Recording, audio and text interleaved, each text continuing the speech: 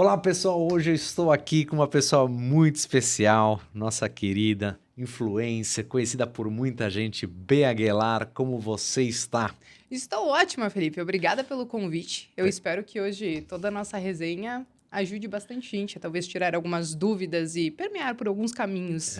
Acho que é essa a ideia, né? Com o Papo que Enriquece, um programa que vocês conhecem, feito com muito carinho para os investidores, que a gente tem a preocupação aqui na Levante de ajudar as pessoas a como melhor investir, né? Então não é só a questão de você fazer a gestão do seu patrimônio, mas como realmente entender o que está por detrás, né, do mercado financeiro. E você nada melhor, grande expert para ajudar as pessoas a entender esse mercado, né, Bea? Principalmente para quem está afim, talvez, de colocar um pezinho lá fora, Exata. dolarizar parte do patrimônio. Claro que a gente não precisa se restringir a isso, mas falaremos sobre isso também, né? Vamos falar sobre isso também. Bom, eu vou te apresentar, para quem não conhece, a Bea é conhecidíssima aí principalmente focada aí com o canal Papo de Bolsa, né? Que parece Papo que Enriquece, tem uma similaridade, né? Dá uma trocadilho. E a Bia mora em Chapecó, né? Nascida em Sim. São Paulo, mas em Chapecó. E fez essa trajetória muito bonita no mercado financeiro. E começou com 15 anos de idade. Então, ela pode falar que já gastou sola de sapato, né, Bia? Comecei a trabalhar com 15 anos de idade, né? Eu falei, eu lembro que quando era mais nova, eu pedia pra minha mãe assim, eu quero sair, quero fazer... Ela, pode ir com o seu dinheiro. É. E eu falei, beleza, que dinheiro? Né? Falei, então vamos trabalhar. E Aí aí eu comecei a trabalhar realmente cedo. Mas nesse mercado de investimentos tem só 12 anos, então não tem tanto tempo assim, né? Mas Tô nos você já... meus 32 agora, então... Novinha, né, pessoal? Não tem tanto tempo assim.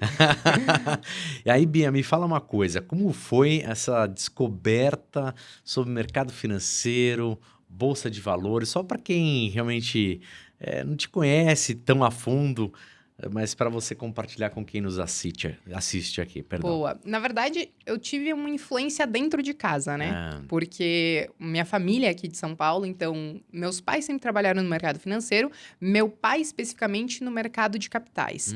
Então, lá na década de 70, 80, ele ajudava a estruturar IPOs e tudo mais. Então, assim, ele sempre esteve inserido nesse mundo. Então, tanto eu quanto a minha irmã, se teve uma coisa que não faltou lá dentro de casa, foi educação financeira. E aí, quando nós começamos a trabalhar, a ganhar um dinheirinho, tinha uma coisa que ele sempre falava assim, aproveita que vocês são novas, que vocês moram com os pais e que é mais fácil guardar algum dinheiro ou investir algum dinheiro e pensar no futuro de vocês. Porque o dia que vocês resolverem sair debaixo da nossa asa e ter que pagar os próprios boletos e se virar, aí a história muda. E aí, ele sempre trouxe isso pra gente, aí desde quando a gente começou a ganhar realmente algum dinheirinho e tomou consciência que não precisava gastar tudo com besteira, aí eu comecei a pedir essa ajuda de, olha, me ensina então, preciso investir, preciso guardar, preciso pensar nesse lado. Então, ele sempre trouxe isso pra gente. Então, não é algo pra nós fora da realidade. Eu sei que não é a realidade da maioria dos brasileiros, mas como eles trabalhavam no mercado financeiro, então isso foi algo que naturalmente foi inserido. E aí, quando eu comecei efetivamente, agora eu acho que eu consigo guardar um pouquinho de grana a mais, isso é lá em 2010, 2011 mais ou menos, aí era um momento interessante do mercado ali. Você tinha um boom de fundos imobiliários ali sendo lançados, tinha fundo imobiliário que era lançado ali garantindo pagamento de 1% ao mês por 12 meses. Eram uns negócios que hoje não tem mais, né? Mas assim, de dividendos, então tinha todo esse negócio lá. E quando eu comecei, compro uma açãozinha ali, tipo de Banco Itaú, os mais óbvios ali, uma Ambev, fundo imobiliário. E óbvio que eu perdi dinheiro, porque eu não sabia, tipo assim, eu fazia o que... Assim, meu pai ele dizia assim, isso tá interessante, mas vamos testar para ver se o seu perfil de investidor. Daí eu colocava dinheiro, não aguentava o tranco, daí eu zerava, daí perdia dinheiro. Mas fui aprendendo de lá para cá. Então, essa história de mercado financeiro e de olhar para o mercado de renda variável, principalmente, é algo que veio de dentro de casa. Que legal, Bia. Então, você fez sua carteira, foi fazendo... day trade, né, que você falou, né? Essa fase veio também. Então, conta essa fase também, porque o pessoal... Olha, a Bia, ela ajuda muitos investidores e ainda para a Bolsa de Valores. Então, fale da sua experiência também na questão de day trade, porque muitos investidores... que é apaixonante, de fato, né? A Bolsa de Valores, né? Tem tanta coisa legal, mas às vezes não é só via day trade, né? Pelo Sim. contrário. Então, Explica um pouquinho da sua experiência e aquilo que você passa para os investidores, Vi. São perfis de investidores, né? Só que o que acontece? Eu comecei a trabalhar, então, muito cedo. Meu primeiro emprego foi na Caixa Econômica Federal. Eu te falei com aquele coletinho azul do Posso Você Ajudar, falou pra né? mim, muito legal. O Posso Ajudar. Isso. Então, eu comecei a trabalhar escola. ali. E aí, no final das contas, quando eu pensei... Depois fui para Santander, trabalhei, né, em outros bancos. Quando eu falei que, cara, isso aqui não é mais para mim, eu achei que era, mas não era. Eu entrei dando 3 pulos de alegria quando eu consegui emprego no banco e saí dando 3 pulos de alegria porque era um negócio que eu não aguentava mais. Assim, tem muito aprendizado, tem gente que entra em banco e fica 20, 30 anos e consegue fazer carreira em banco, mas esse não foi o meu caso. E aí, quando eu resolvi sair, quando eu comecei a pensar em sair, eu falei, preciso guardar uma grana, preciso me preparar. Cheguei a cogitar fazer concurso público, mas não era exatamente aquilo que, sabe, me brilhava o olho. Eu queria realmente um pouco mais de liberdade para fazer alguma coisa para mim. E aí, quando eu resolvi sair do banco, falei, não, vou investir o meu dinheirinho. Porque até então, meu pai, com vários anos de mercado, ele também investiu o dinheiro dele. E, enfim, já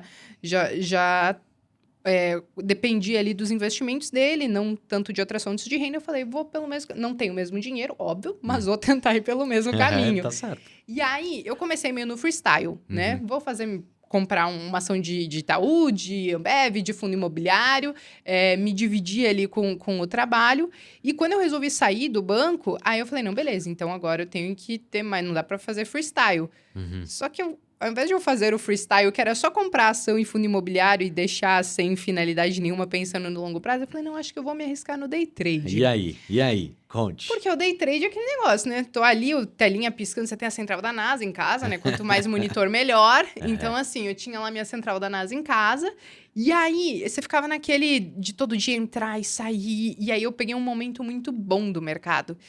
Bom, assim, de volatilidade. Ali, 2014, 2015, era na época do impeachment da Dilma. Super então, tensionado o mercado. O que ia acontecer? Qualquer notícia que saía era mercado para cima, mercado para baixo. E aí eu lembro o dia que o Maranhão, ele foi lá e disse que ia cancelar o impeachment da Dilma e dólar explodiu e você tava no meio daquele rebuliço ali.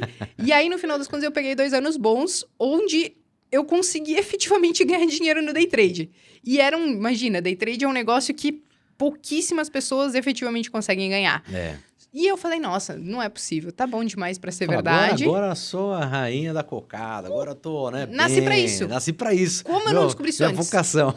Muito. E aí, até meu pai, ele falava assim, nossa, mas não é possível. Não é Porque ele olhava, não é possível que você tá dando certo no day trade. Eu tô há tanto tempo no mercado, não tinha presenciado isso ainda, né? E aí, no final das contas, quando virou a chave de agora empicharam a Dilma, o mercado deu uma estreitada e eu comecei a devolver quase tudo que eu tinha feito naqueles últimos 2 anos. E aí, no final das contas, eu comecei a pensar, gente do céu, eu nadei e eu vou morrer na praia. Eu não acredito. O que tá acontecendo? E aí, eu reavaliei, chegou um momento, inclusive, que eu reavaliei o que eu tinha feito ali naquele período. E aí, eu olhei pro meu pai, quanto que você ganhou esse ano? Ganhei X. E eu falei, caramba, eu ganhei menos com muito mais trabalho. Porque ele só compra e vai largando. Compra, deixa, recebe os dividendos dele, vai, sabe, bem na maciota, sem grandes preocupações. E eu falei, gente, eu trabalhei muito mais e ganhei menos. Então, acho que isso é uma lição importante, né? Que é o que a gente vê, né? Realmente, diversos autores, especialistas no mundo dos investimentos, quando fala de mercado de ações... E aí se vê pela própria experiência da Bia, que também é uma influência, mas que também viveu isso. Então, cuidado, pessoal. Day trade é legal, bacana, mas, né? E tem o ponto que eu acho que vicia, né? Vicia, né? É um negócio que vicia, tem vários estudos que mostram que você tá ali clicando um negócio de day trade, às vezes equivale a você tá naquele cassininho apertando o botãozinho da maquininha, sabe? Gera dopamina, né? Que é o que a gente vê até pros celulares e tudo que vicia na parte de eletrônicos, né? Muito. E aí é isso, às vezes o pessoal entra... Nem conseguiu ganhar dinheiro, só tá perdendo dinheiro, porque também tem alguns estudos que dizem que 95% acaba perdendo dinheiro, né, no mercado de day trade. 95% das pessoas acabam perdendo dinheiro com day trade. Isso aí é pra gente destacar. E aqueles 5%, às vezes ainda vão ficar na mão de grandes players né? Que tem muito mais cacife, enfim, para segurar alguma coisa ali no mercado, as pontas, posições, etc e tal. Então, assim, não é uma tarefa fácil, né? E aí eu comecei a meio que entender, não, beleza. Então, tem jeito de otimizar o meu tempo, porque daí eu falei assim, não, saí do banco porque tava, meu Deus, você tá trabalhando que nem uma louca. Mas aí, quando você via, no day trade, você tava ali também o dia inteiro refém de tela, na frente de tela. Você não respirava direito. E eu falei, não, beleza, eu saí de um para meio que fazer a mesma coisa ali no outro. E muito isolada, né? Que você E muito fala, né? Só na isolada. tela, mas também sem contato com pessoas, sem E para ter depois alma, chegar né? ao ponto de, olha, E aí? tem uma solução que tá dando em tese mais dinheiro, menos trabalho, menos estresse, menos desgaste. Vou voltar a fazer o que eu fazia lá no início, só que não tão freestyle, que era, tipo, comprar só aquilo que a gente meio que conhecia. E aí eu comecei a voltar para esse foco, né, de vamos realmente voltar a olhar para ações, para fundos imobiliários, para investimentos pensando num prazo um pouco maior. E aí foi aí que eu comecei a migrar um pouco para esse mercado de novo, porque eu falei, não vou nadar e morrer na praia. Valeu a experiência, a gente operou boi, milho, dólar, índice, um monte de coisa. O que tinha no mercado a gente operava. Uau. E aí, mil e uma maneiras de ganhar, mas perder dinheiro depois. Então, no final das contas, aí eu acabei migrando para esse lado. Só que, ao mesmo tempo, quando eu migrei para esse lado, existia um grupo de mulheres que nós tínhamos que operavam no mercado. Então, era um grupo no Skype, né? E aí... Skype, pessoal, pra quem não conhece, Skype era como... Hoje a gente tem o Zoom. tipo um Zoom mas com MSN com também. MSN, enfim. Só programas atuais, MSN e Skype. Exato. Mas enfim. Boa. E aí a gente se ajudava ali muito. Então aí elas iam com dúvidas, daí eu respondia uma, vinha outra com a mesma dúvida, eu respondia a mesma dúvida. E aí eu pensei, gente, eu tô respondendo a mesma coisa várias vezes, às vezes no mesmo dia. Se eu gravasse em forma de vídeo, porque aí eu só encaminho esse conteúdo. E foi aí que eu comecei a gravar os conteúdos sobre mercado no canal. Mas assim, sem grandes intenções de vou criar um canal, vou ser influencer de finanças. Era muito mais para me ocupar, porque eu também estava me sentindo meio... Muito isolada. Muito nas férias isolada, e tal. meio inútil, de tipo, tô aqui em casa, no meu escritório, não faço nada pra ninguém, é só o meu. Como que eu... Aí ficava naquele meio que ganha e perde, não queria nadar e morrer na praia. E aí eu comecei a tentar me sentir útil dessa maneira. E foi um negócio que deu certo, foi muito sem querer. Porque aí eu criava o conteúdo, me sentia um pouco mais útil, porque eu falei, estou ajudando alguém, pelo menos. Ótimo. E o negócio, ele foi escalando, foi chegando gente, sem eu perceber, o canal, ele cresceu. E eu digo que cresceu bem, porque no final das contas, apesar de nós termos ali 370, quase 400 mil inscritos, ser um canal pequeno, é um canal que só fala praticamente de mercado de renda variável e mercado lá fora e um pouco de economia. É diferente quando você vai para um canal de finanças, que você pode ter milhões e milhões de inscritos e seguidores, porque ali você vai estar falando pouco de tudo. Temas, né? Então, assim, aí acabou crescendo bem o canal. Que chama Papo de Bolsa. É, né? isso aí. Para quem não conhece, então siga a Bia, certo, Bia? Isso Como aí. que tá lá no Instagram? No Instagram você vai achar como Bea_Aguilar mesmo. Que é o nome da própria Bea. Mas Ótimo. aí no YouTube é Papo de Bolsa. Papo de Bolsa. E aí toda semana eu acabo postando conteúdos lá. É claro que se você olha os primeiros vídeos até hoje, teve uma evolução desde conteúdo, de como a gente fala, de como a gente se porta. Dá uma diferença legal. Inclusive, esses dias eu fiz um vídeo. Olha, coisas que eu mudei de ideia, porque a gente muda. Exato. Você começa falando uma coisa, uma vez eu não gostava de ETF, e de repente, não, calma aí, será que é isso mesmo? E aí, vira e mexe, a gente faz esses apanhados de conteúdo. Então, Legal. eu sempre trago atualizações de economia, de notícia, bolsa de valores aqui, bolsa de valores lá fora. E aí eu tento enriquecer um pouco com esse conteúdo para o mercado. E hoje são quantos inscritos já no YouTube? No YouTube a gente está com 370 mil, alguma coisa, Parabéns, um pouco mais do Bia. que isso. Que assim. legal, que legal. Aproveitando, então, você conhece muito aí o que as pessoas buscam no mercado financeiro, os questionamentos que as pessoas têm. Qual que é a história da Daxa Capital, ou Capital? Capital. Capital, Tá tudo bem. Capital. Como que surgiu a Daxa Capital tão importante para ajudar as pessoas no processo de internacionalização dos seus recursos e patrimônios? Então, além desse trabalho de influência que a gente faz, a gente conversou em off isso, né? Eu falei, esse trabalho de influência, onde você é o produto, é algo que exige muito, é desgastante. Se você quebra um braço, tem um dia ali que você não vai conseguir aparecer. E aí? Entendeu? O que acontece? E aí eu comecei a entender, gente, o que o mercado está procurando e o que eu posso pensar de negócio em cima disso, que o produto não seja eu. Se eu fizer o marketing de influência da empresa, ótimo, consigo divulgar isso para minha base hoje de seguidores, de inscritos. Mas que o produto não seja eu.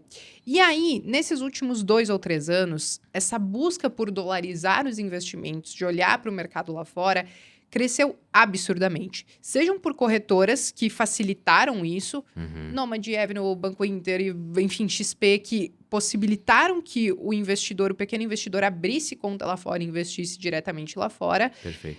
E seja para por conta daquele investidor que pensava assim, quero proteger, eu quero estar numa jurisdição diferente, amo o Brasil, é maravilhoso o Brasil, mas as leis às vezes estão mudando ali o tempo todo, e aí todo esse imbróglio político que a gente tem vivido ao longo desses últimos anos gera muita instabilidade, não somente na confiança mesmo do investidor, mas no próprio câmbio. E aí, no final das contas, essa demanda ela cresceu pelo investimento internacional. Só que o que acontece? Não dá simplesmente para vou abrir uma conta e vou investir. Você precisa entender quais são as regras do país que você está investindo. Perfeito. Então, quando você vai para os Estados Unidos, existe o estate tax, que é o imposto de herança, existe a própria questão de se você bater as botas, como que você vai fazer um inventário. Isso são coisas que as pessoas não se perguntam. Exato. Não, nem se perguntam. Nem se perguntam. Elas acham que vão abrir a conta na corretora, vão fazer os investimentos e tá tudo bem e fica por isso. Acham que a maior complicação que elas vão ter é a declaração anual do imposto de renda, que realmente é meio chatinho, que você tem que fazer lá bonitinho dos ativos que você tem lá fora. Só que existem complicações maiores que precisam ser pensadas. E aí a Daxa, ela vem justamente com esse papel. Para aquele investidor que já começa a poder ter problemas nos Estados Unidos, por exemplo, de incidir um imposto sobre herança, de pensar nessa questão de sucessão. Às vezes é um investidor que vai ter um capital um pouquinho maior, então a Daxa vem para trazer essas soluções. Seja por estruturas offshore, porque basicamente quando a gente fala offshore é tudo que está fora da nossa fronteira, que a gente atravessa em outro país e assim vai. Mas sejam por empresas offshore, sejam por trusts ou outras alternativas que tenham lá fora. Para ajudar essa pessoa, quero investir, mas não quero fazer de qualquer maneira. Eu preciso pensar lá na frente. Não quero me proteger, quero fazer um planejamento tributário, quero diversificar, estar no maior mercado do mundo em uma moeda forte. Então, a Daxa ela vem para trazer esse tipo de solução. Legal. Pergunta, acho que o pessoal deve estar se fazendo assim, a partir de quanto, né, que eu tenho esse serviço da Daxa, né, que faz sentido também para o investidor, um valor mínimo para ele pensar em fazer esse processo com você. E Sim. também explicar um pouquinho para quem não conhece, né? Acho que os termos, né? O pessoal não é do mercado financeiro. O que é o trust exatamente? Sim. Esses modelos. Se você puder dar uma apanhada, acho que é legal Temos um apanhado, eu até trouxe Tem várias uma colinha. anotações hoje, porque assim, são várias siglas e opções diferentes que nós temos para os investidores, né? Então, o que acontece? Quando a gente fala, por exemplo, do estate tax, que é o imposto sobre herança lá, então, ele passa a incidir para não residentes que têm mais de $60 mil investidos lá fora. E esse estate tax, ele pode ir de 18% a 40%. O 40% vai ser lá para um patrimônio de milhões, né? Mas você pode chegar a isso. Então, se você investe lá fora e você tem mais do que $60 mil, enfim, dependendo do valor que você tem, e você bater as botas... E, eventualmente, isso vai acontecer com todo mundo. Um papo meio mórbido, mas acontece. Pô, Bia, é pra trazer alegria pras pessoas, tá brincando? Mas você fica na iminência de deixar verdade, quase tem metade... que pensar naquilo que vai acontecer lá na frente. Você fica na iminência de deixar quase metade do seu patrimônio pro governo dos Estados Unidos e você nem mora lá. Então, quando a gente fala desse estate tax... A partir, por exemplo, de $60 mil, já é válido você começar a ter essa preocupação de procurar algum tipo de estrutura para você investir. E aí, as estruturas, elas são diversas. E aí, existem aquelas que talvez vão ser melhores para um capital um pouco menor e aquelas que talvez para um capital um pouco maior. Então, um trust, por exemplo, né? Um trust, ele não é uma empresa. Ele é um instrumento jurídico. Ele é como Ok. se fosse um contrato. Uhum. E o trust, ele atende muito bem esse capital um pouco menor, porque ele costuma ter custos menores também. É claro, existe trust, que é esse instrumento jurídico, de diversas maneiras. Você tem a opção, por exemplo, de pegar um advogado e pedir para ele constituir esse trust para você. E aí vocês vão formular regra por regra, do tipo assim: eu vou ter 2 beneficiários. Sei lá, tenho 2 filhos, vou ter 2 beneficiários, mas eles só vão poder ter acesso a esse dinheiro quando eu bater as botas e quando eles fizerem 24 anos de idade. Você pode escolher no detalhe essas regras de um trust. Legal.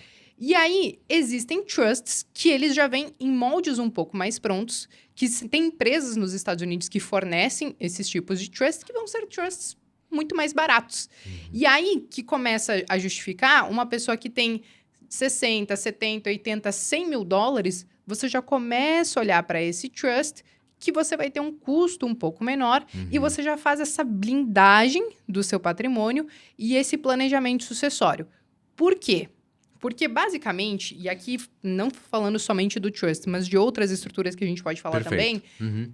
quando você pensa em constituir esse tipo de instrumento offshore, se você fizer focado, não precisa ser só focado em investimentos. Tem estrutura que você coloca imóveis, você coloca um monte de coisa ali dentro. Mas vamos falar que você queira proteger seus investimentos lá fora, né? Ok. Quando você cria esses instrumentos, você pode se utilizar e criá-los em países que têm uma tributação favorecida. Os famosos paraísos fiscais. Uhum. E não há nada de ilegal nisso. Não há nada de ilegal nisso. O que pode tornar ilegal esses tipos de instrumento é a origem do recurso. Então, quando a gente fala de offshore trust, qual que é a parte ruim? Toda vez que a gente olha no jornal, é algum político que estava querendo esconder algum dinheiro em Cayman, ou nas Bahamas, ou em Porto Rico, na Malásia, qualquer lugar nesse sentido. Que a origem é uma origem ilícita que a gente... né? Isso. E aí, as pessoas ficam com essa coisa de que algumas estruturas offshores, elas vão ser ilegais porque os nossos queridos políticos acabam exato, trazendo essa imagem, mas não é. Tá. Então, não há nada que lhe proíba de utilizar dessas jurisdições com tributação favorecida para os seus investimentos. E aí, por exemplo, eu quero constituir um trust na Malásia. Beleza, você vai constituir o trust na Malásia. E o trust, ele é sempre composto, por exemplo, por 3 pessoas. Ok. Que é o settler, que no caso é você, que é o dono dos bens, é o dono de quem vai ceder os bens para aquela estrutura, então sejam imóveis ou sejam investimentos. Ok. Você vai ter o trustee, que é quem vai segurar os seus bens, que é quem vai ser responsável por aqueles bens enquanto você estiver em vida. Uhum. E você vai ter os beneficiários, que quando você vier a faltar, eles vão receber esses recursos. Perfeito. Então, sempre terão essas 3 pessoas. E esse trustee, ele pode, então, estar sitiado em outros países que têm uma tributação favorecida. E a Daxa tem já esses trustees Isso. homologados, vamos dizer Isso. assim, que você... Porto Rico, Cayman, diferentes países BVI, que você... né, que são as Ilhas Britânicas. Então, assim, você tem esses trustees para você poder alocar os seus recursos lá fora. Ok. E aí você tem esses modelos de trusts, que existem de diversas maneiras. Você define os beneficiários, não precisa ser parente, pode ser qualquer pessoa que Olha. você quiser. No percentual que você quiser, você pode dar percentuais diferentes. Você pode mudar isso enquanto esse trust estiver vivo, né, estiver ali funcionando.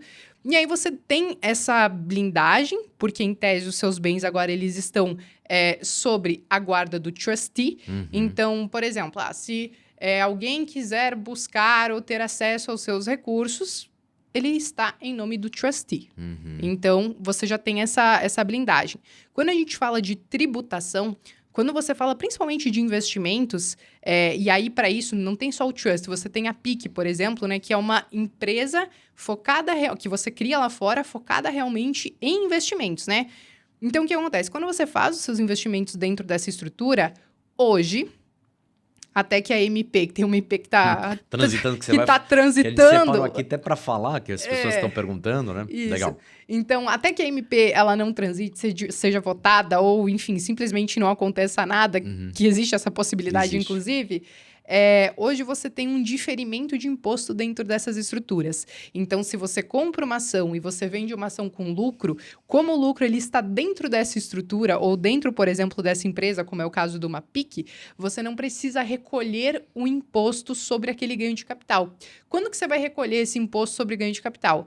Lá no final, se você resolver resgatar esse dinheiro e repatriar para o Brasil. Então, você vai vender os seus ativos, você vai trazer esse dinheiro para o Brasil e aí você pode ter a incidência do imposto de renda em cima disso. Mas enquanto essa estrutura está viva, você consegue fazer o diferimento de imposto, o que é interessante. Isso é super, claro. Porque o simples fato de você, quando vender alguns ativos, não ter que pagar o imposto de imediato, muitas vezes você consegue aquele ganho no final do período de um ano, 2% de diferença daquele recurso reinvestido que você não precisou pagar aquele imposto.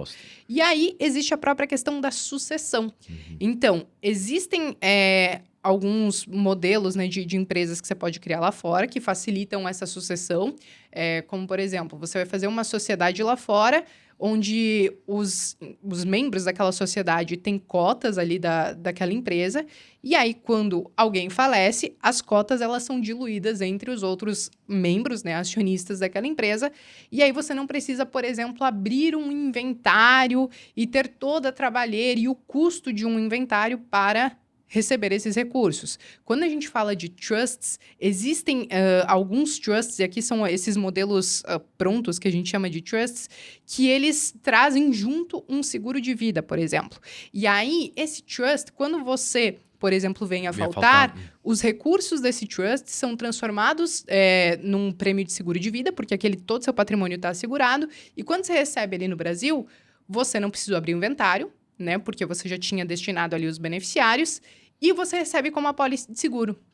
E aqui no Brasil, a apólice de seguro não entra em inventário e não é tributado. Então, você não teria, por exemplo, um ITCMD em cima.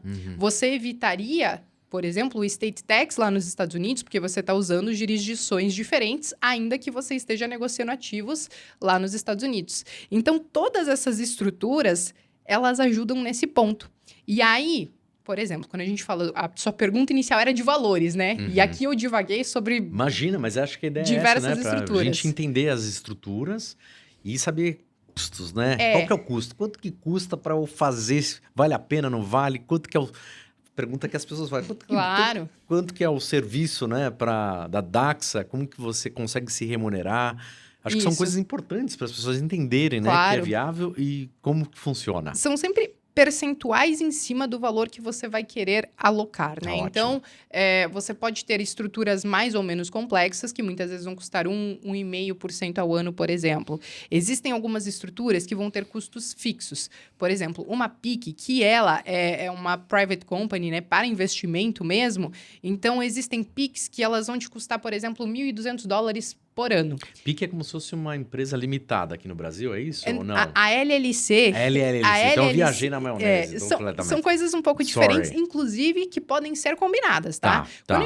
Quando chega alguém, por exemplo, lá na Dax e fala, eu quero só para investimentos, tem uma solução. Mas eu quero também os imóveis e eu tenho também investimento. Existem outras maneiras da gente fazer. Porque, por exemplo, uma LLC, essa é uma empresa que... aula aqui com a Bia, hein? Ela é muito parecida com uma...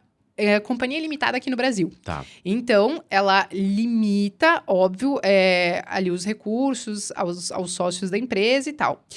Para que ela é muito utilizada, principalmente nos Estados Unidos? Para a parte de imóveis. Então, existem muitos brasileiros, por exemplo, que investem em imóveis nos Estados Unidos. Só que Estados Unidos é a terra do processinho. Qualquer falha, pá. Assim, você não tem aquela história lá da mulher que se queimou com o café no McDonald's e processou o McDonald's porque não avisaram que estava quente? É isso. Então, assim, é a terra do processinho. Quando você cria uma LLC lá, é justamente para te proteger sobre essas questões que lá qualquer coisa pode virar um processo. Então, se você tem imóveis e você aluga esses imóveis, você está na incidência, na iminência de receber algum tipo de processo, Essa LLC, ela te blinda desse tipo de coisa na pessoa física. Então, ela pode servir, por exemplo, com essa finalidade. Ok. Quando a gente fala de uma PIC, que é uma Private Investment Company, que é uma para investimento, ela já não vai trazer a parte de imóveis, ela vai trazer a parte de investimentos. Ela é Tudo- focada para investimentos, Isso bens aí. financeiros. Isso aí. Tá. E todas essas têm personalidade jurídica de como empresa mesmo, diferente do trust. O trust, ele é um instrumento jurídico onde você vai ceder a guarda dos seus bens mediante um contrato que o trustee, que é quem vai guardar os seus bens, ele tem que cumprir à risca aquele contrato jurídico que você determinou e que você afirmou junto com ele. Aí é aquela pergunta que eu acho que muita gente deve estar se fazendo. Então, puxa, vamos supor, eu não tenho imóveis nos Estados Unidos, mas quero investir nos Estados Unidos ou outros países. Vale mais a pena trust ou via PIC. Aí depende do modelo de trust. Ótimo. Que nem esses modelos de trust que te possibilitam trazer os investimentos ali para dentro, eles podem ter um custo muito menor do que uma PIC. Tá. Então, eu diria assim, que muitas vezes para esse patrimônio de 60, 70, 80, 100 mil dólares, esse caminho do trust, ele é muito interessante. O custo de uma PIC, aqui eu falei um custo de uma PIC que custa pouco, tipo de 1.200 dólares, que eu tava... $1.200 por ano. Por ano, mas Tá. tem PIC que vai custar 3, tem PIC que pode custar 4, 5 mil dólares por ano. Tá. E aí, quando você começa a colocar na conta de quanto isso representa, 1 a 2% do seu custo, aí você tem que fazer a conta. Poxa, 20 mil... Se vamos supor que uma PIC vai te custar 20 mil reais fazendo essa conversão. Para isso valer a pena... Considerando não só o custo de ter a empresa aberta, como a Isso. taxa de administração você tem taxa da de DAXA, corretagem. por exemplo. Né? Não você sei se chama taxa de administração Isso. na DAXA, é isso? Mas assim, desde a Tá. corretagem que você vai Tudo. ter lá dentro para negociar. Colocando tudo, tá. Se o seu custo anual de uma PIC for de 20 mil reais, não vale a pena você pensar numa PIC com um patrimônio de 200, 300 mil reais, porque vai te custar muito. Mas talvez para um patrimônio ali de 1 milhão ou acima disso, começa a fazer sentido, porque esse custo ele vai ser diluído. Então, a gente tenta pensar numa estrutura de que o custo dessa estrutura não pese mais do que 1,5%, 2% do seu patrimônio. Perfeito. Então, é sempre pensando nisso. Porque às vezes, não, mas eu queria muito fazer uma PIC, mas talvez não valha a pena. Você vai ter que ralar muito nos seus investimentos para poder cobrir esse custo. Então, às vezes, o caminho vai ser você constituir um trust, fazer um instrumento jurídico e jogar os seus investimentos dentro desse trust, porque ele tem um custo muito mais barato.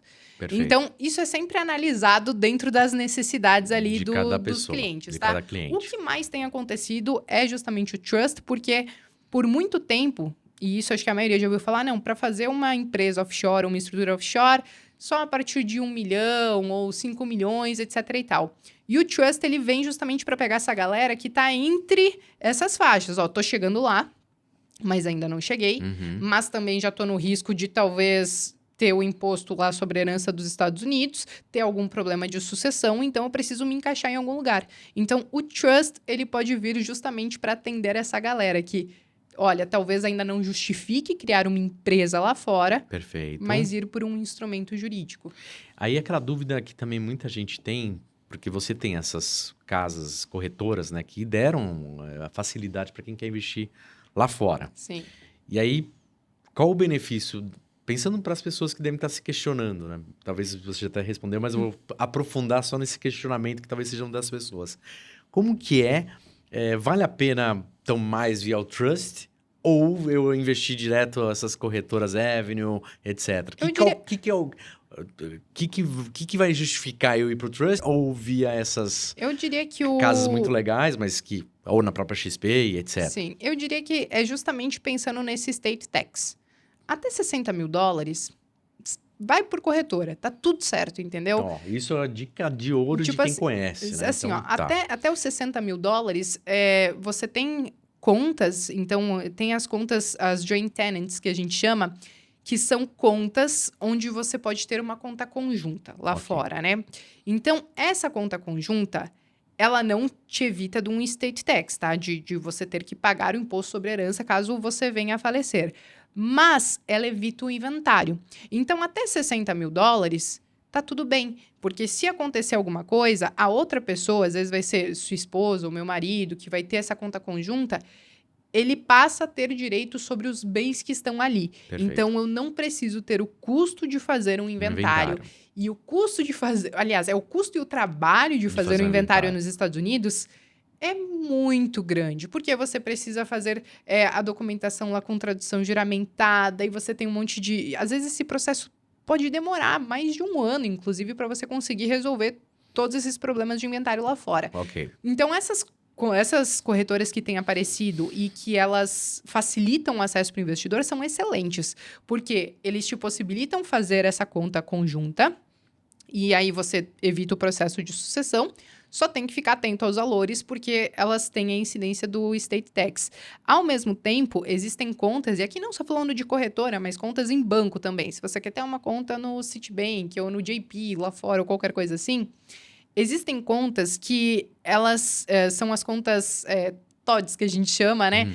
Que são os Transfer on Death, que são aquelas contas que, se acontecer alguma coisa, você já definiu os beneficiários que vão ter acesso àquele recurso sem a necessidade de ter que passar pela abertura de inventário. Okay. Então, quando o investidor for buscar colocar o pezinho lá fora, ou se você já está colocando o pezinho lá fora, verifica se a sua escolha que você fez ou que você vai fazer conta com um desses instrumentos. Se é uma conta joint tenants, que você vai poder ter essa conta conjunta, onde não precisa abrir inventário, ou se vai ter essa conta onde você já define os beneficiários na abertura, para caso acontecer alguma coisa, eles recebam ali os valores.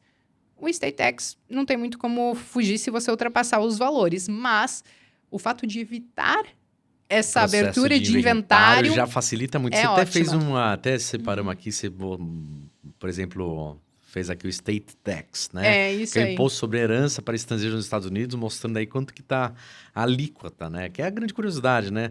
Então, acima de 1 milhão, essa alíquota é maior, né? 40%. Isso até aí. 10 mil dólares, 18%. Ela vai subindo conforme o valor é maior, é isso, né? E então, tem que considerar que quando acontece alguma coisa, tem o custo do imposto, mas você tem o custo de fazer a abertura de inventário caso você não tenha se programado antes. Então, toda a parte de documentação, constituir advogado e fazer isso, vai ter custo também. Tem que colocar isso aí na conta também. Então, assim, só para entender, então até 60 mil dólares você tem a isenção desse imposto, é isso? Isso aí. Aí só uma pergunta, porque aqui está falando até 10 mil a 20 mil... Que exceder os 60. Que exceder os 60, tá bom. Isso então, aí. Então, se você tem 60, hein? É boa. De repente você tem 70, o estate tax ele vai incidir sobre o que exceder aquele 60. Excelente. Então tá super claro. Olha que aula que a gente está tendo, depois a gente vai destacar esses pontos importantes para a gente entender, né, Bri? Claro. Que a ideia é a gente ajudar os nossos investidores. Muito legal. Mas vai escalonando. E o negócio o governo ele quer morder. Seja aqui ou seja lá fora. Aqui agora eles estão querendo morder também seu investimento lá fora também, né? Exatamente. Aí você até tocou nesse assunto, acho que é legal a gente até percorrer sobre essa MP, nessa medida provisória aí que está em trâmite, certo? A 171. O que você tá achando que vai acontecer? Tá achando, né? Tá achando de achar ou tá achando, né? Tem uma pegadinha. A conta precisa aí, vamos fechar. Vamos lá. O que você tá vislumbrando? É uma pergunta de $1 milhão, mas o que as pessoas estão achando que vai acontecer? Que vai mudar na regra do jogo? Vamos lá. Eles precisam fazer fechar a conta. Então, se você vai ter um governo que vai se propor a gastar mais, você vai precisar arrecadar mais ou você corta custo. Como cortar custo, a gente não viu isso na balança ainda, vamos taxar. Aonde? Aonde der.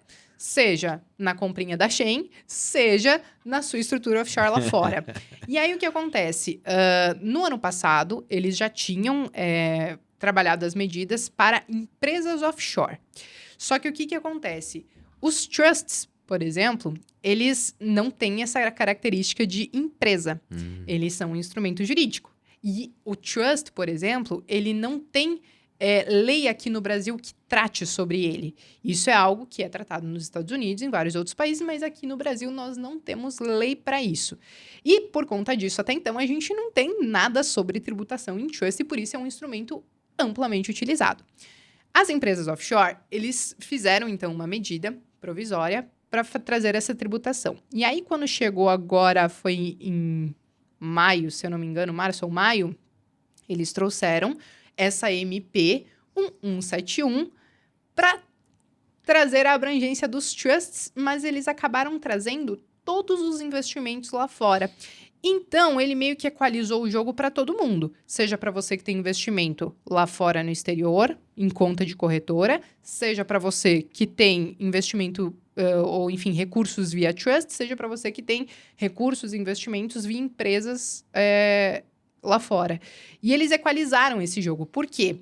Porque até então, a maior vantagem desses instrumentos que você poderia utilizar em países com vantagem tributária era o diferimento do imposto.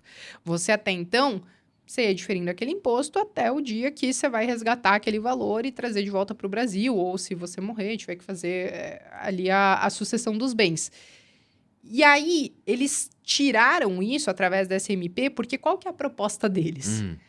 Como nós estamos falando de instrumentos ali que têm muitas vezes investimentos ou que têm bens e que são tratados em alguns casos como empresas, então, no final das contas, a gente vai querer apurar o lucro anual dessas estruturas e você vai pagar imposto sobre a sua estrutura todos os anos. Então, a vantagem do diferimento é o que eles estão tentando tirar para que você tenha que pagar mais impostos e todo ano. E aí existem as faixas de isenção que estão sendo discutidas. E aí essas faixas de isenção, na minha opinião, achei uma piada.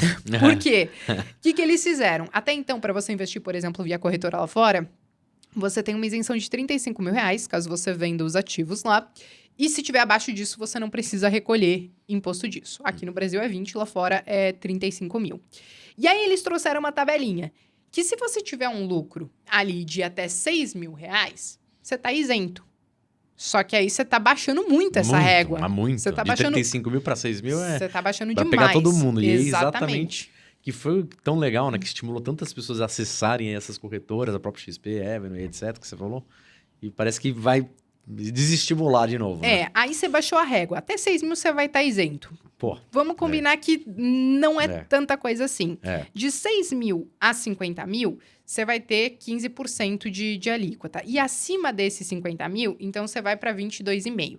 Então, vai chegar lá no final do ano, qual que é a ideia? Eles vão comparar a sua posição lá em 31/12 de 2022, você vai ver a sua posição lá em 31/12 de 2023, e aí na declaração você tem que entender qual foi o seu lucro ali dentro dessa estrutura, seja instrumento jurídico ou via alguma empresa, e você vai ter que pagar um imposto em cima disso. Então, é sobre o lucro mesmo, né? Sobre o rendimento do investimento ou da empresa, etc. Isso aí. Tá. E aí, com isso, você acaba o diferimento. Você ainda tem largas vantagens de inventário e fugir do estate tax.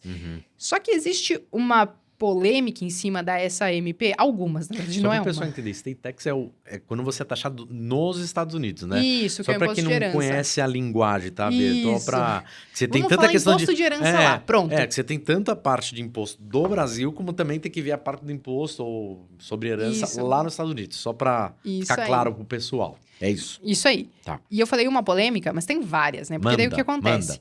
O texto, ele parece que foi feito muito às pressas, então tiveram várias linhas soltas, a gente ficou meio sem entender o que ia abranger, até onde ia atingir, se essas contas das corretoras iriam acabar sendo incluídas. Aí eles refizeram esse texto e incluíram essa MP 171 na 172, que não tem nada a ver com o assunto, que fala sobre reajuste de salário mínimo. Nada a ver uma coisa com a outra. Mas eles precisavam fazer isso, porque quando você lança uma MP, você tem ali 60 dias para discutir e debater a matéria, e ela pode... por mais 60 dias, até a data limite para ser votada e aprovada e passar a vigorar. E aí o prazo deles está... Expirando. E aí eles falaram, vamos colocar na 172, porque todo mundo quer falar de reajuste de salário mínimo, que aí vai passar tudo junto e não vence nada. Só que aí existe o debate no Congresso, e aí o próprio Arthur Lira, ele disse assim... Acho que não faz muito sentido debater essas duas matérias na mesma MP.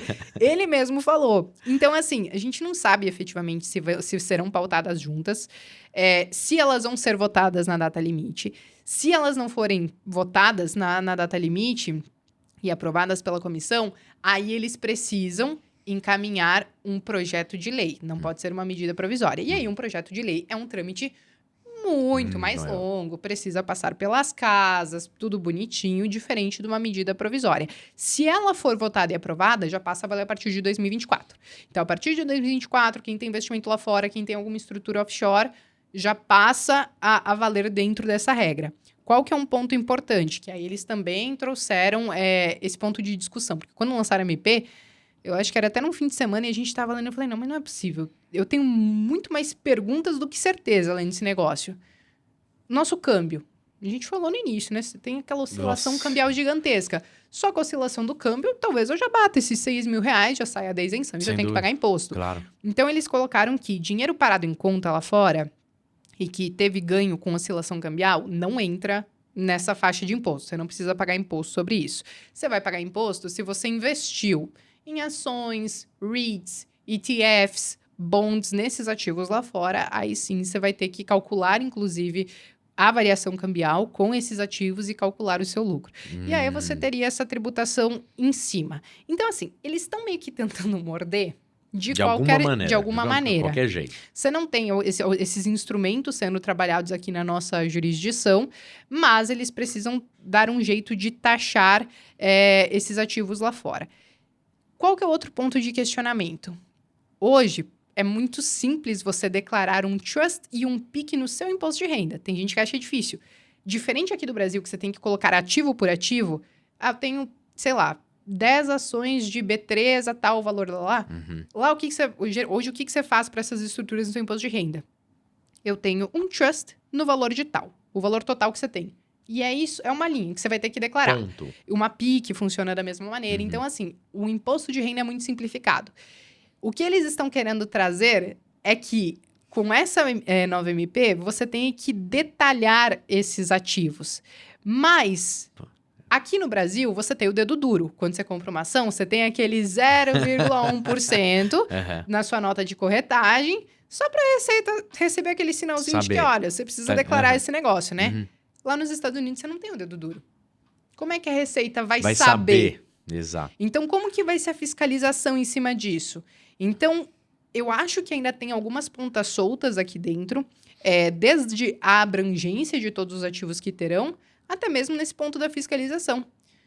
Se a jurisdição que eu estou investindo, ela não tem obrigação de reportar as informações para o Brasil e eu não tenho um dedo duro, como é que a Receita vai saber? Então, aí fica meio que nesse limbo de nós não entendermos efetivamente como vai funcionar, porque a medida do jeito que ela foi redigida deixa muita ponta solta. O que me faz acreditar que deveria pelo menos haver um debate maior em cima disso, coisa que não sei se vai acontecer. E quanto tempo que você acha que isso vai se prolongar até ter um desfecho? Essa é uma pergunta difícil, né? Tem toda a questão política, mas o que você está sentindo de avanços? Se eles votarem agora até o final de agosto, aí já está valendo para 2024. Se isso não acontecer, a gente vai ter que fazer um projeto de lei.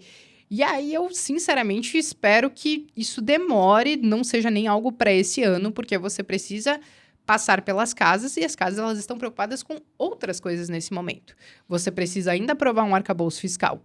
Você ainda precisa debater a segunda parte da reforma tributária, aliás, as alterações da primeira parte e discutir a segunda parte da reforma tributária, que nós ainda não tratamos sobre renda, não tratamos sobre dividendos que estão querendo tributar e excluir JCP.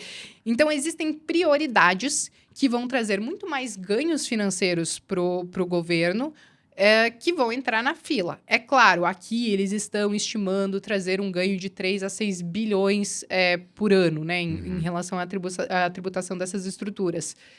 Quando você fala, talvez, de uma reforma tributária, de um arcabouço fiscal e outras medidas, talvez você tenha um ganho financeiro muito maior do que isso, então a prioridade vai acabar sendo isso. Então, se não passar agora, não dá nem para estimar um prazo, mas eu acho que não vai ser algo que vai entrar como prioritário porque tem outras questões muito mais importantes. Entendi. Perfeito. E eu acho que tem uma grande chance disso acontecer, tá? Pelo menos assim, até que mudem essas negociações que estão acontecendo lá no Congresso, porque um dia um fala uma coisa, no outro dia já virou totalmente outra. Exatamente. Aconteceu alguma coisa ali nos bastidores que a gente finge que não sabe, e aí a coisa mudou, entendeu? Mas ao que parece, ao que nós temos hoje, nesse momento que a gente está conversando, é que não tá tão fácil para eles votarem dentro do prazo deles, porque eles resolveram colocar tudo dentro de uma única MP, MP e elas são coisas diferentes. Então, você acha que mais difícil, talvez não passe, assim, É. aí se prolongue e aí mantendo o que a gente tem ainda hoje, Isso. E dentro talvez do que eles... você descreveu super bem aqui. Isso. Tá? E aí talvez eles tenham que ir para um projeto de lei que mesmo. leva mais tempo, Isso certo? aí. Perfeito. Uma pergunta que eu fiquei, até acho que é importante para as pessoas saberem, como que funciona o processo de gestão mesmo, né? Beleza, fiz uma trust, entendi que da questão de blindagem judicial, vai ter uma pessoa, o trustee, né? Que é o que vai fazer a guarda, né? O responsável pelos seus bens financeiros. Sim. A pergunta que ocorre, e a gestão em si? Quem vai fazer a gestão? Quem vai ser o responsável por pensar nessa...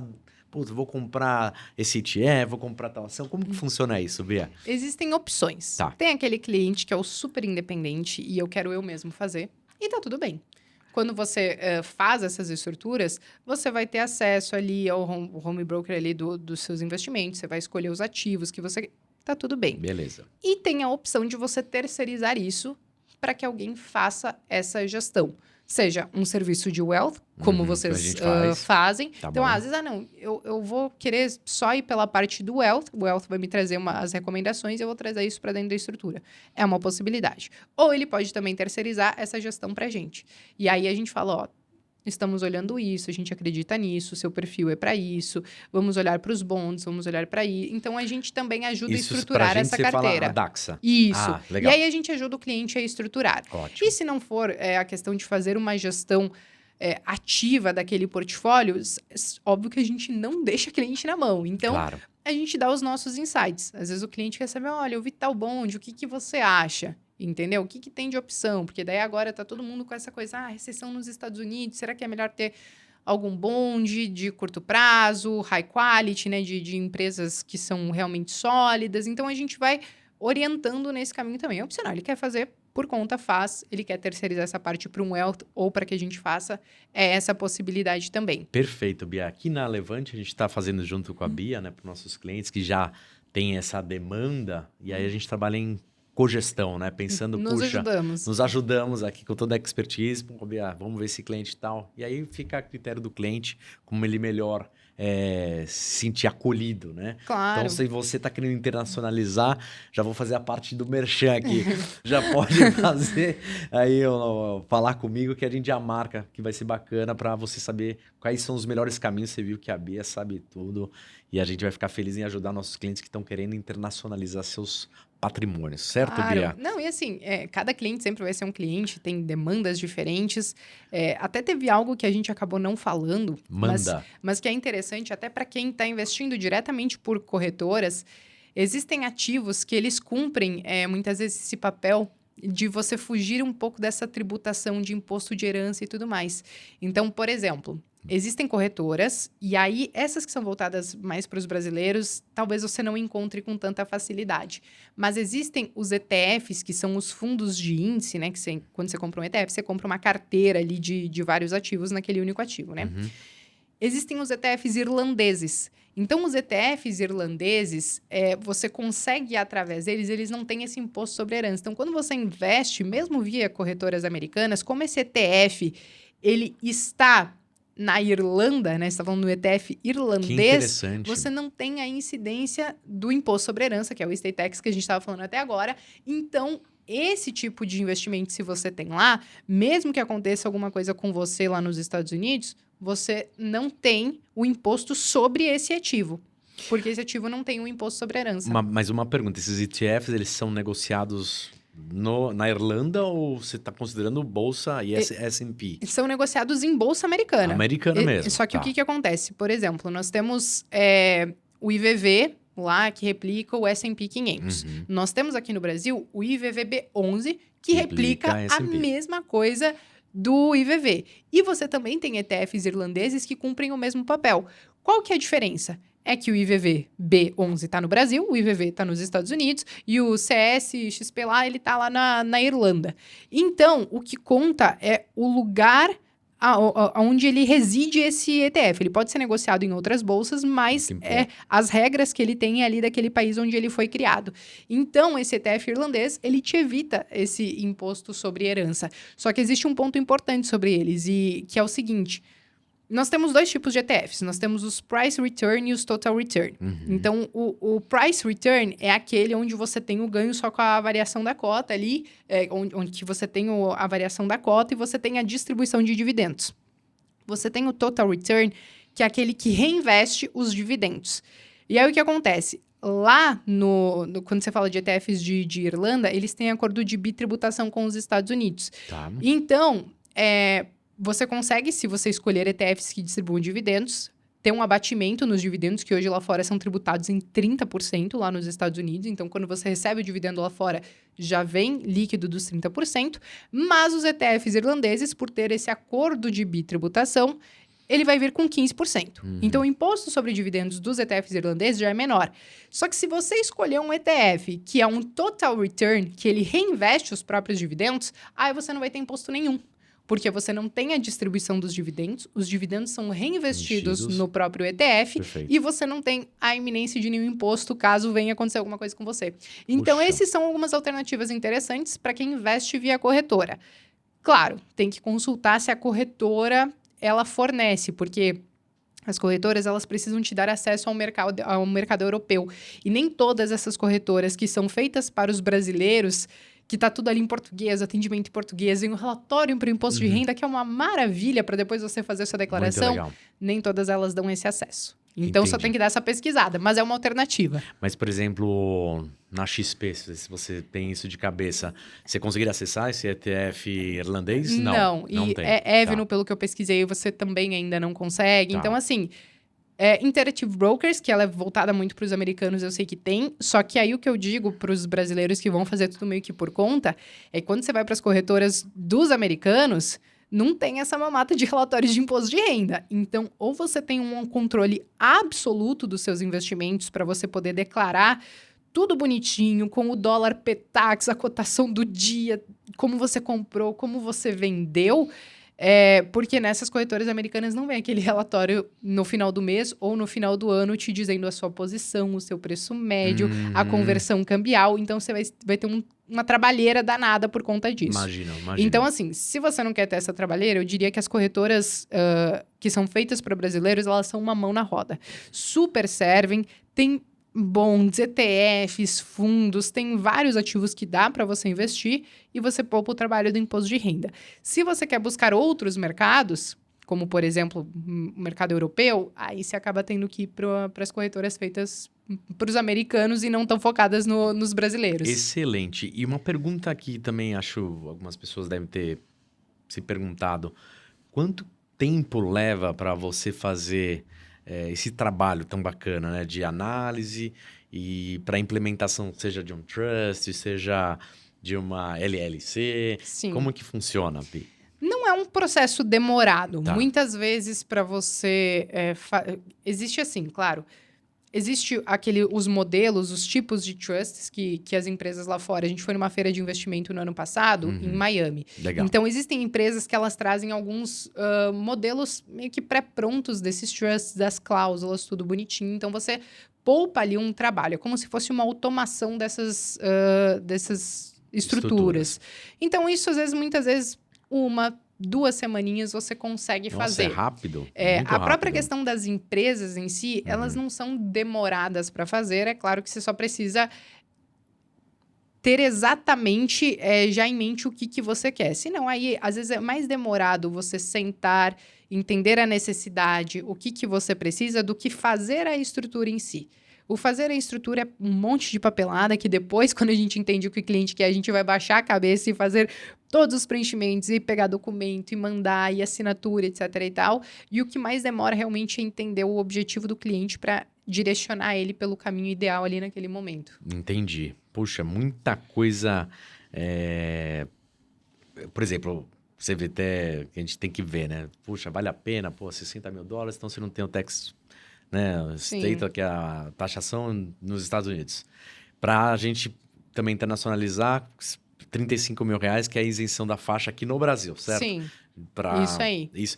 E R$35 mil, você está falando para ganho financeiro ou sobre o patrimônio? É ganho financeiro, Ganho né? financeiro. Hoje aqui no Brasil, por exemplo, você vende os ativos e aí se você vendeu mais do que R$20 mil, você precisa recolher o imposto até o último dia útil do mês subsequente, né? Perfeito. Lá é até 35 mil. Você tem se não passar MP. Isso que aí é 6 mil, né? Eles estão querendo baixar. Se não passar essa MP, então você tem esses 35 mil que você pode vender com lucro e não recolher imposto nenhum. É claro, existem outros pontos que você precisa ficar atento, que nem quando você vende, mesmo que esteja abaixo desses 35 mil reais, você precisa fazer os lançamentos lá no GCAP, que é o programinha da Receita, e ela mesma já vai te dizer, ó, isso aqui não tem imposto e tá tudo bem. Quando você recebe dividendos, por exemplo, lá de fora, você precisa colocar esses dividendos lá no seu Carnê-Leão. Então, lá no Carnê-Leão, você tem lá o 2 mil e pouquinho para você estar ali na faixa de isenção. Se você receber mais do que isso, você tem ali um imposto a recolher em cima disso. Então, você tem que ir fazendo esses lançamentos nos programas aqui da Receita e eles mesmos já vão te direcionando. Isso aqui tem imposto, isso aqui não tem imposto. Mas é importante que esses lançamentos eles sejam feitos para você não se perder ali no meio do caminho, de que, olha, talvez eu devia ter pago um imposto lá em fevereiro, chegou em dezembro, eu não paguei esse imposto e agora tem mais um monte de multa e juros em cima disso. Então, a decisão de investir lá fora, ao meu ver, ela é muito importante para você blindar o seu patrimônio, para você proteger, tá numa moeda forte, uma jurisdição diferente, na maior economia do mundo, no maior mercado do mundo, né, de capitalização e de ativos. Você tem mais de 2 mil ETFs, você tem lá mais de 6, 7 mil estoques, você tem uma infinidade de coisas. Então, ao meu ver, investir lá fora é uma decisão muito inteligente, mas tem que ser pensada. A partir do momento que você vai lá para fora, da mesma maneira que você cuida dos seus investimentos aqui no Brasil, você também tem que cuidar lá fora. Você tem que fazer a gestão, a parte de imposto, tudo bonitinho e tem que fazer todo esse planejamento. Entendi, perfeito.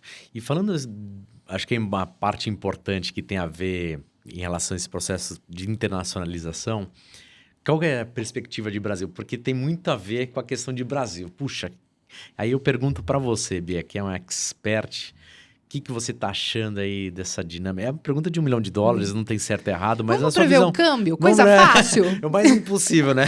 O mais difícil é que... Sabe, o dia que você vai nascer, o dia que vai morrer, mas é impossível. Mas dentro do que você tá sentindo, tá, Bia? E até para as pessoas saberem... De qualquer maneira, vale a pena você internacionalizar, mesmo que você deu esse super aula pra gente, mas frente ao que você tá vendo de Brasil, vale a pena a gente sempre ter um pezinho lá fora? O que você acha? Ao meu ver, vale sempre. Tá. E aqui a gente vai para muito além da cotação do dólar, que nós não tentaremos fazer uma previsão. Não, isso quem souber isso. o câmbio, você me fala, porque eu quero conhecer essa pessoa, porque ninguém acerta. É muito difícil. Muito difícil. É só para humilhar quem tenta fazer qualquer tipo de previsão. Exato. O único ponto é que... Aí a gente vai acabar olhando pro câmbio, mas é para muito além disso que eu quero ir, tá? Perfeito. Quando a gente fala até da questão inflacionária, os nossos índices de inflação no Brasil, eles têm um poder muito mais corrosivo sobre a nossa moeda. Perfeito. Quando a gente fala dos Estados Unidos, eles têm uma inflação menor, que corrói proporcionalmente menos do que a nossa. Então, quando a gente olha para esse longo prazo, quando a gente pensa nessa questão de inflação, apesar de agora eles estarem vivendo esse momento ímpar lá de uma inflação muito mais alta do que eles estavam acostumados, a nossa moeda, ela tende a perder muito mais valor. Quando a gente fala, desde 1994, que veio o Plano Real, por exemplo, e não é que o que aconteceu no passado vai acontecer lá na frente, mas quando a gente coloca lado a lado real e dólar, o dólar, ele se valorizou uma média de 7% ao ano. Ah, Bea, mas agora tá caindo. Sim, a gente está falando de uma janela de 20 anos praticamente, né? Uhum. E no curto prazo, sim. Às vezes você vai passar 1, 2 anos com um câmbio caindo, ou um câmbio de lado, mas no longo prazo, sempre estoura alguma crise, alguma coisa aqui no Brasil que joga aquele dólar para cima. Não adianta, né? Depois que vai lá para cima, é muito difícil que ele volte com a mesma intensidade. Eu lembro, até hoje, eu um dia reclamando no aeroporto que eu tava indo viajar e eu achei que eu precisava comprar mais dólar e tava R$2. E que absurdo pagar R$2 no dólar, gente. Entendeu? Então, assim, quando a gente pensa no longo prazo, nós estamos falando de uma moeda que ela é muito mais consistente do que a nossa. Ah, mas os Estados Unidos ligam impressora, eles têm um endividamento gigantesco, uma hora essa bolha, essa recessão vai estourar? Sim, tudo isso em algum momento pode acontecer. Só que se eles que são a primeira economia, pode dar esse BO, que eventualmente muitos já estão falando, tem gente cravando data, tá? Tem gente já falando tem até data. Tem, eu vi no Twitter esse gente falando de maio de 2024 não passa. Olha tá? só. Mas enfim. Até agora tô previsão Maia, né? Quer acabar o mundo em 2012. Estamos esperando. Estamos esperando. Por enquanto, não, todo mundo que fala que vai acabar o mundo, por enquanto não acabou. A Terra continua aí, né? E o que eu penso se acontecer com eles, os emergentes, eles vão estar talvez muito mais ferrado. Boa parte da nossa vida, ela é pautada em dólar. E é esse o ponto que eu quero chegar, do porquê eu acho que as pessoas precisam se expor em dólar. Parte da nossa vida é pautada em dólar. Então, a commodity, né? Sei lá, o arroz, o feijão. Você tem uma indústria de arroz. E você consegue vender a $10 lá fora o seu saco de arroz, você não vai vender mais barato no Brasil. Claro. Então, você vai equivaler aos preços lá de fora para justificar você trabalhar os dois mercados. Porque senão você simplesmente larga o Brasil e só vai lá fora. Vídeo que a gente está vendo agora em relação ao diesel, que é a grande questão, né? Tentou Exatamente. segurar o preço lá fora, né? Você que corre. tá lá fora que Corre começou a deixar de ter desabastecimento. desabastecimento, que é o que está Isso acontecendo agora nessa semana, na gravação do nosso programa, correto? É isso aí. E aí, as empresas, para elas... Olha, não vale a pena eu querer vender o mesmo preço de diesel que a Petrobras consegue praticar, porque ela está brasileirando o preço. Então, eu simplesmente não vou importar. Não vou importar e vai não ficar por sentido. isso. E aí, no final das contas, você corre o risco desse desabastecimento. Então, a nossa vida ela é muito pautada em dólar. Seja o combustível, seja a commodity, o alimento, o boi, o milho, o arroz, o café... seja o streaming que você está assistindo e que, enfim, envolve muita tecnologia e quase todas as coisas estão lá nos Estados Unidos ou estão, sei lá na China, no Japão, alguma coisa nesse sentido. Então, a nossa vida ela é muito pautada em dólar. Pode parecer que não, mas quando você olha no detalhe aquela cesta do IPCA... A cesta do IPCA, você vai ver que indiretamente tem muito dólar ali. Quando você pega IGPM, então, nem se fala. Então, o nosso dia a dia tem o impacto do dólar. Para talvez a gente tentar segurar um pouco essa perda de valor ao longo do tempo do nosso dinheiro, eu enxergo o dólar como sendo uma das, não a única, alternativa. Então, dá para você combinar essa questão de ativos. E a própria questão de diversificação lá fora. Quando você olha, por exemplo, claro, o nosso índice Bovespa é muito concentrado. Até aí, S&P 500, apesar de ter 500 empresas, você tem uma boa parcela também com as techs lá, então não dá para dizer que ele também não tem a sua certa concentração. Perfeito. Mas, quando a gente coloca lado a lado, inclusive... ao longo desses 10 anos, por exemplo, nós tivemos um índice Bovespa com uma rentabilidade média ali, que, se eu não me engano, ficou na casa de 7, 7,5%. E quando a gente fala, por exemplo, no S&P 500, ficou na casa de 12%. E nós estamos falando 12% em dólar. Então, a variação cambial também pode acabar ajudando ainda mais. Né? Quando você olha o IVVB 11, que ele investe no S&P 500 e tem o efeito cambial, você olha a rentabilidade dele desde o início, se eu não me engano, estava em 19%, porque tem a variação do S&P mais a variação cambial. Então, assim, você está num mercado que é muito mais maduro, tem muito mais possibilidades, você está tentando se defender um pouco dessa perda do seu poder de compra, do seu dinheiro que vai sendo corroído ao longo do tempo, e você está num mercado que você tem um leque enorme para você montar a carteira. Brasil é excelente, tem excelentes oportunidades, acho que sempre vai ter, e é uma combinação que dá para você fazer dos dois mercados. Poxa, perfeito. Acho que então fica aí a dica, pessoal. A gente já está indo para o nosso finalmente, certo? Mas acho que é importante essa grande mensagem, então, de você também internacionalizar, independente do tamanho do seu patrimônio, né? Me corrija, você tem estruturas maravilhosas. Se você está começando, pode ser via corretora. Se você já tem um valor maior, puxa, pode ser via Trust, ou via PIC, ou, puxa, tantas estruturas que aí a gente pode aprofundar falando com a própria Bia. Bia, eu sempre gosto de fazer no finalmente aqui do bate-papo, tá? Algumas perguntas que é legal para as pessoas te conhecerem. Então, primeiro, conte para nós, é uma curiosidade sobre você que as pessoas não saibam, né? Você é uma pessoa pública, muitos seguidores, mas tem alguma curiosidade que ninguém saiba sobre a Bia Aguilar? Essa tá sendo boa. Pode ser alguma coisa, sei lá, bem aleatória, porque quando a gente tá nas redes, a gente meio que compartilha quase tudo. Às vezes, claro, eu não compartilho efetivamente tudo, mas às vezes vocês sabem o vinho que eu tô bebendo e o que eu tô comendo naquele momento. Acontece. Mas, sei lá, uma curiosidade, vamos falar de tragédia? Wanda, Não, pode ser? não. Não, pode falar. Não é É tragédia. livre, aqui não tem censura. Não, Fique não é à tragédia, vontade. não. Assim, apesar da gente tentar vir toda na estica, montada, bonitinha, assim, pra Figurinha. passar realmente, né, É. essa imagem, eu sempre, quando eu fui criança, sempre fui muito moleca. E eu já quebrei meu braço jogando futebol, tentando dar uma bicicleta, jogando com os meninos, e deu totalmente errado, óbvio, porque não temos técnica para isso, E né? você joga bola ainda, futebol? Não, Mas era mais o meu negócio é tênis agora. Pra quem me tênis. acompanha nas redes sabe que eu jogo tênis desde os 11 e Que sigo legal. até hoje nos Chegou a 32. competir até? Inclusive, isso é outra Uma curiosidade. curiosidade aí, ó. Tá vendo? Que eu Sempre acho temos que curiosidades. quando eu comecei com 11 anos, a gente começou a treinar para ir para o profissional. Então, nós jogamos estaduais, jogamos brasileiro. Então, até os meus 16, nós tínhamos equipe, nós tínhamos Uau. patrocínio, tudo Que bonitinho. legal. Tínhamos o auge da juventude com fôlego, pulmão, tudo coisa que a gente não tem. Não, ainda tem. Mas a gente ia muito bem. Aí, quando chegou perto dos 16, a gente jogava bem. Mas não era tudo aquilo, né? Então, nossos pais, muito espertos que são, falaram assim, ó, gente, tá chegando a idade de começar a escolher faculdade e fazer as coisas de vocês. E o tênis, vocês jogam bem, mas é só isso. Vocês só jogam bem. Não é o suficiente para vocês se lançarem numa carreira profissional.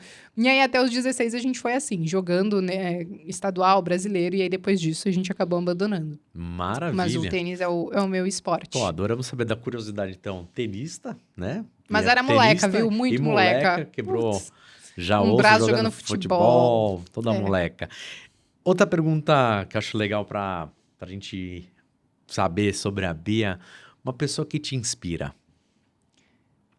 É muito clichê eu falar o meu pai. Imagina. É muito clichê, né? Imagina, é maravilhoso. E eu fico feliz porque eu tenho uma filha mulher, espero que seja assim. Ela tá fez 9 meses ontem, minha bebê. Então, espero que ela fale o mesmo que A nem a mesma minha coisa. do seu pai. É porque, realmente, ele foi a figura que eu acabei me espelhando muito, tanto que eu acabei não seguindo os mesmos passos, porque ele não era um influencer na década de 90, não tínhamos o YouTube, ou 80, lá quando ele trabalhava no mercado de capitais, mas eu fiquei na mesma área e eu aprendo com ele até hoje, ele me inspira muito a poder seguir nesse caminho mesmo, né? Eu sou analista de investimentos, apesar de eu não atuar Você como tem- analista efetivamente, Sim. ele foi analista também, então assim... Ele me inspirou muito e ele é uma pessoa super discreta. Às vezes eu conto as histórias dele nas minhas redes e a galera fica, mas quem que é seu pai? Quem que é seu pai? E ele não Ele é low gosta de profile. aparecer, ele Aham. fica muito na dele. Aham. Mas ele é uma pessoa que me inspira demais, assim. Ah, que lindo. Que me ensinou bacana. muito. Que Então, bonito, que bonito. A Bia é formada em administração e tem a certificação, né? Que você falou, analista Isso. de ativos financeiros, emitido pela Isso. própria Ambima, correto? É a PIBEC, é por A causa que... Prebec, desculpa, que é dos analistas, é verdade. Não adianta. Quando você vai para as redes que você precisa fazer conteúdo, É. a CVM ela começou a ficar de olho. Ó, você pode não dar recomendação, mas está fazendo análise. Então, você precisa ser analista. Então, eu acabei trazendo esse CNPI para eu poder fazer o meu conteúdo sem nenhum problema. Claro, hoje você vai atender os clientes, você consegue dar uma recomendação, você consegue fazer isso tranquilamente, né? Maravilha. E Bia, uma empresa que te inspira? Uma empresa que me inspira... Difícil essa pergunta. É uma pergunta difícil, né? É... Podemos falar, então, uma empresa que você olha com bons olhos, então, para investir? Olha, eu vou te dizer que a própria B3, Legal. a nossa B3 aqui, eu acho que ela, apesar de ser perto de outros mercados, a gente ainda é muito pequeno. Mas eu acho que ela é uma empresa que ela tem conseguido crescer e eles têm abraçado muito essa parte do educacional, inclusive para você trazer mais investimentos com um pouco mais de qualidade. E não só abrir a bolsa como se fosse uma casa de aposta, venham apertar botõezinhos e ganhar e perder dinheiro, porque eu ganho muito dinheiro com isso. Então, eles trabalham essa parte, óbvio que é muito legal ganhar dinheiro com os seus negócios, Claro. mas eu acho que eles têm feito um trabalho muito interessante de não só desbravar esse mercado, como também desbravar esse mercado com qualidade. É uma empresa que eu gosto, é uma empresa, inclusive, que Boas eu perspectivas, né? invisto. E quando a gente pensa no tamanho que é o nosso mercado e o quanto a gente ainda pode crescer, eu acho que ela tem muito espaço para ir para esse mercado. Apesar de sempre falarem que uma concorrência uma hora ou outra vem aí, mas acho que é muito difícil bater de frente com ela, pelo menos nesse curto prazo. Pois é, sem dúvida. Então, fica a dica aí da Bia também, não só de admirar, fazendo, então, esse educacional importante para o mercado financeiro, mas também como uma empresa importante aí, como um possível investimento, né? Muito. De Longo B3, prazo, né? Bom, longo prazo, né? Exatamente. E para a gente encerrar, 2 últimas perguntas que eu acho super legal para a gente conhecer só mais um pouquinho da Bia, que foi muito bom esse papo. Um livro preferido e uma mensagem final que você gostaria de deixar para quem nos assiste, Bia. Bom, tem um livro, e esse, para quem me acompanha, já tá careca de saber que eu sempre recomendo Manda. ele, que é Crash, Uma Breve História da Economia. Ó, Ele é de um autor brasileiro, o Alexandre Verzinakci, acho que é assim que pronuncia o sobrenome bom. dele. Mas ele é um livro que ele conta a história desde a bolha das tulipas até o Bitcoin hoje, como os mercados se estruturaram e todas as questões inflacionárias do mundo, de Império Romano ao Brasil. uau. E ele conta de uma história muito gostosa que parece que é isso, ó. A gente tá aqui, só faltou a cervejinha, Aham. um De uma maneira bate-papo. bem à vontade. É uma leitura que flui, que Flui. ele traz história e que ele mostra a importância de nós desbravarmos, inclusive, mercados diferentes, dado as fragilidades de um país emergente. Então, assim, esse livro eu sempre indico, porque ele é uma leitura fácil, uma leitura gostosa e que traz mensagens importantes. E se tem uma frase que eu gosto bastante, e como eu não lembro o ator, vamos Não tem problema, vamos só falar a frase, depois a gente pesquisa no Google para saber quem falou isso. Aham. Mas eu gosto muito da frase que diz o seguinte: espere pelo melhor, mas esteja pronto para o pior. É só isso. E para os investimentos, eu acho que faz muito sentido. Você pode esperar pelo melhor, mas não dá para você ficar 100% em alguma coisa esperando pelo melhor. Você tem que estar preparado para o pior, então você vai ter uma diversificação, seja aqui, seja no Brasil, seja em classes de ativos diferentes. Excelente, Bia. Bela mensagem, que eu gosto muito de Salomão, né? Tido um dos homens mais sábios, e ele fala muito disso, né? Pense sempre sobre qualquer questão, né? A arte de pensar, né? Então, eu acho a sabedoria de selecionar e ter prudência, né? Tanto pensando no melhor, mas também sempre se defendendo. Acho que isso é maravilhosa, essa mensagem. Isso aí. Então, pessoal, eu queria muito agradecer vocês que viram aqui com a gente essa aula que a Bia nos deu sobre o processo de internacionalização, desculpa. Bia, muito obrigado, em nome da Levante, por você vir do Sul para ceder o seu tempo com tanta educação.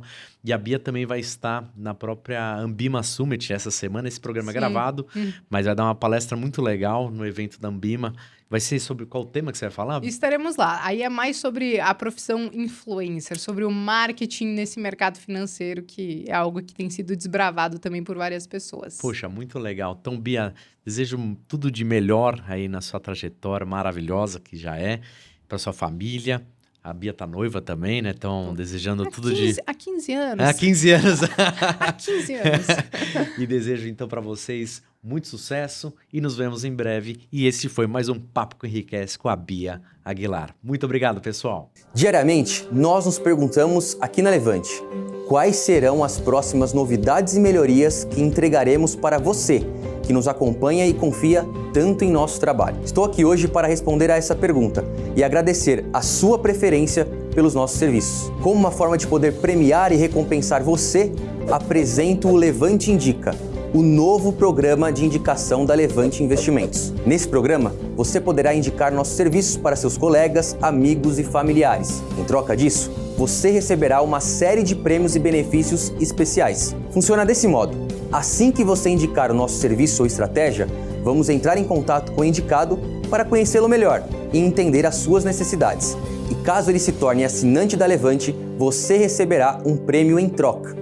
Essa premiação é dividida em 5 níveis. Além disso, essa premiação funciona de maneira cumulativa, ou seja, à medida que seus indicados se tornarem assinantes da Levante, mais prêmios você receberá. Assim que 5 de seus indicados estiverem aproveitando o nosso serviço de estratégias, você receberá o que chamamos de Office Skill Set, um kit premium com materiais personalizados. Você poderá usar esse kit no seu dia a dia, de diversas formas, seja durante atividades físicas, seja no momento que você estiver no seu trabalho. Você contará com ele para aumentar ainda mais a sua produtividade. Bom, para entender melhor como funciona toda a dinâmica do Levante Indica e como você pode indicar seus amigos e familiares, vou deixar um link aqui embaixo para você conferir todos os detalhes do regulamento do nosso novo programa. Juntos vamos além.